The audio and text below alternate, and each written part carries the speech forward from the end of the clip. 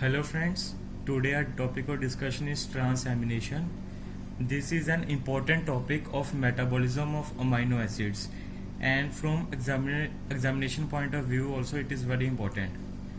तो इसमें होता क्या है कि ये वाली रिएक्शन में हम अमाइनो ग्रुप को ट्रांसपोर्ट करते हैं from the amino acid to the keto acid which can be use for further reactions.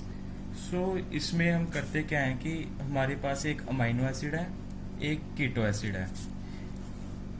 इन दोनों में रिएक्शन होगा जो कोई ना कोई एंजाइम कैटालाइज करेगा जिसका हम बाद में बात करते हैं. जिससे क्या होगा कि जो एक कीटो एसिड है ये चेंज हो जाएगा अमाइनो एसिड में, जो वो अमाइनो एसिड है वो चेंज हो जाएगा कीटो एसिड में. पहले हम इस एंजाइम की बात करते हैं. जो ये एंजाइम होता है इसको हम बोलते हैं ट्रांसएमिनेजेस. जो ये ट्रांसएमिनेज होता है इसका काम क्या है कि इसने अमाइनो एसिड का अमाइनो ग्रुप लेके मतलब NH2 ग्रुप लेके कीटो एसिड तक पहुंचाना है.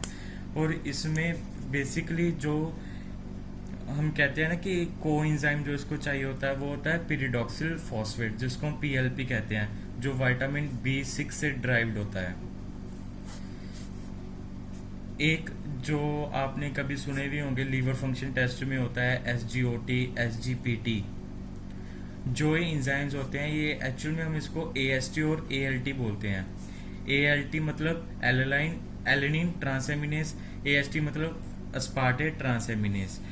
जो ये दोनों एंजाइम होते हैं लीवर फंक्शन टेस्ट में बहुत ही इंपॉर्टेंट माने जाते हैं, क्योंकि अगर किसी बंदे का लीवर खराब हो रहा है तो उसमें क्या होगा कि ALT की एलिवेशन हो जाती है. अगर किसी बंदे को जैसे मायोकार्डियल इन्फेक्शन हुई है, ऐसा कुछ हुआ है, तो उसमें हार्ट इन्वॉल्व है और उसमें AST बढ़ता है. अब हम बात करते हैं इसकी कुछ प्रॉपर्टीज की, ट्रांसएमिनेज की प्रॉपर्टीज की. जो भी जितने भी रिएक्शन होंगे ट्रांसएमिनेज करते हैं कैटालाइज, वो सारे के सारे रिवर्सिबल होंगे. ये अल्फा अमाइनो एसिड्स के अलावा डेल्टा बीटा जो भी अमाइनो एसिड होते हैं उन सबको कैटालाइज कर सकते हैं. अल्टीमेटली जो ज़्यादातर हमारा कीटो एसिड 1 होता है वो अल्फा कीटो ग्लूटारेट होता है, जो आपने सुना भी होगा, जो सिट्रिक एसिड साइकिल में जिसको हम क्रेब्स साइकिल कहते हैं उसका एक बहुत ही इम्पोर्टेंट इंटरमीडिएट है, जो ट्रांसएमिनेज रिएक्शन के थ्रू कन्वर्ट होता है ग्लूटामेट में. जो ये ग्लूटामेट होता है ये बेसिकली अमाइनो एसिड के जो अमाइनो ग्रुप होते हैं उसकी स्टोरेज फॉर्म होती है. अब हम बात करेंगे कि जैसे कोई हम एक पर्टिकुलरली अमाइनो एसिड लेंगे और कीटो एसिड लेंगे, फिर हम उसकी पूरी डिटेल में बात करेंगे. जैसे कि हमारे पास कीटो एसिड है alpha keto glutarate, amino acid है एलेनिन. ये दोनों ट्रांसएमिनेज रिएक्शन के through alanine will be converted into pyruvate and alpha ketoglutarate will eventually be converted into glutamate. अब इन दोनों का हम अगर मेटाबॉलिकली फेट देखें तो क्या होगा. जो ग्लूटामेट है ये ब्लड के थ्रू लीवर के पास पहुंच के वहां जाके इसकी ऑक्सीडेटिव डीएमिनेशन हो सकती है, जिससे ये अपना अमाइनो ग्रुप रिलीज कर देगा और वो अमाइनो जो ग्रुप होगा वो यूरिया साइकिल के थ्रू होके यूरिया में कन्वर्ट होके यूरिन के थ्रू हमारी बॉडी से डिस्चार्ज आउट हो जाएगा. जो पाइरुवेट है, पाइरुवेट बहुत सारी चीजों में यूज किया जा सकता है, जैसे कि ग्लूकोनियोजेनेसिस, अल्टीमेटली फॉर्मिंग ग्लूकोज.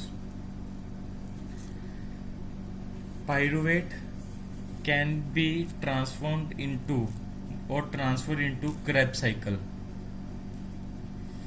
फिर ये अपनी पूरी ऑक्सीडेशन वगैरह करके CO2 जनरेट कर देगा, वाटर मॉलिक्यूल जनरेट कर देगा और फिर इलेक्ट्रॉन ट्रांसपोर्ट चेन के थ्रू एटीपी जनरेट कर देगा, जो हमारी बॉडी को बेसिकली चाहिए होती है। तो इस समय हमने देखा क्या कि जो एलेनिन है वो पाइरुवेट में कन्वर्ट हुआ, अल्फा कीटोग्लूटरेट ग्लूटामेट में कन्वर्ट हुआ। ऐसे हम बात करें ट्रांसएमिनेज रिएक्शन के थ्रू जो ऑक्सैलो एसिटेट होता है वो भी क्रेब्स साइकिल का एक इम्पोर्टेंट इंटरमीडिएट है, ये भी कन्वर्ट हो जाता है into अस्पार्टेट। Glycine can be converted into glyoxylate. ये हम बाद में ग्लाइसिन मेटाबॉलिज्म के अंडर डिटेल में पढ़ेंगे। जो ऑक्सैलो एसिटेट अस्पार्टेट वाला है ये भी हम बाद में पढ़ेंगे यूरिया साइकिल के साथ। अगर हम और चीज़ों की बात करें तो इस सारे रिएक्शंस में हमने देखा कि जो ट्रांसएमिनेशन के थ्रू क्या होता है कि हम या तो एटीपी में कन्वर्ट कर सकते हैं, ग्लूकोज भी बना सकते हैं, या फिर यूरिया के थ्रू उसको बाहर निकाल सकते हैं अपनी बॉडी से। अब हम देखेंगे इसका मैकेनिज्म क्या होता है। जैसे कि मैंने बताया था कि पीएलपी चाहिए होता है, जो विटामिन B6 होता है। जो ये है ये क्या करेगा, ये अमाइनो एसिड का जो अमाइनो ग्रुप होगा वो ये अपने पास ले लेगा, और फिर जो कीटो एसिड होता है ये उसको अपना जो NH2 ग्रुप पीएलपी के पास था वो दे देगा। इससे हमने क्या देखा कि NH2 का ट्रांसपोर्ट हुआ। तो इससे हमें ये पता लगता है कि इस रिएक्शन के थ्रू हम फ्री अमोनिया नहीं जनरेट कर सकते, which is very much important. So binding with this that in वैसे तो ट्रांसएमिनेशन कोई ज़्यादा मुश्किल है नहीं, इसमें बस हमें ये पता होना चाहिए कि इसमें एक तो विटामिन B6 चाहिए हो, और जैसे हमें ये भी पता होना चाहिए कि एलेनिन किस में कन्वर्ट होता है। जैसे पाइरुवेट में कन्वर्ट होता है, ग्लूटामेट अल्फा कीटोग्लूटारेट में कन्वर्ट होता है, ऑक्सैलो एसिटेट अस्पार्टेट में कन्वर्ट होता है। और हमें एक इसके बारे में SGOT SGPT जो है इसके बारे में हमें पता होना चाहिए। सो बाइंडिंग विद दिस